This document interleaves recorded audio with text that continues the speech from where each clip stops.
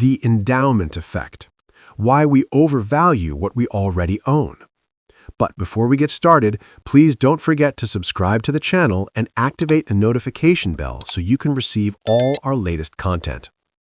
On a quiet street in a growing suburb, a man named Daniel decided it was time to sell the house he had lived in for 8 years.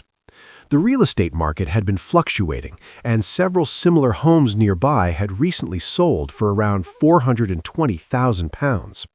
When the estate agent visited, she suggested listing Daniel's property at roughly the same price to stay competitive. Daniel disagreed. To him, the house was worth at least £480,000. He had repainted the kitchen himself, planted the trees in the backyard, and remembered every family celebration that had taken place in the living room. Those memories, improvements, and emotions made the home feel far more valuable than the market suggested. Weeks passed without serious offers. Across town, a similar situation was unfolding in the stock market. An investor named Maria had purchased shares in a technology company 2 years earlier. The stock had risen slightly, but recently started declining. Analysts suggested selling before the company's earnings weakened further. Maria refused to sell. Even though the market value of the shares had dropped, she still believed they were worth much more than their current price. The simple fact that she already owned them made them feel more valuable than other opportunities in the market.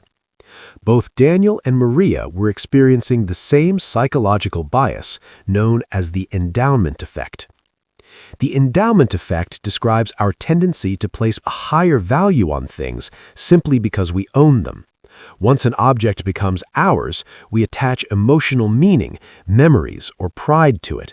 As a result, we demand a higher price to give it up than we would be willing to acquire it in the first place. This bias affects houses, stocks, collectibles, and even everyday items. In finance and investing, the endowment effect can lead to costly mistakes. People hold on to losing stocks too long, refuse fair offers on property, or avoid selling assets that no longer fit their financial goals. The market, however, does not value sentiment. Successful investors and sellers learn to separate ownership from objective value.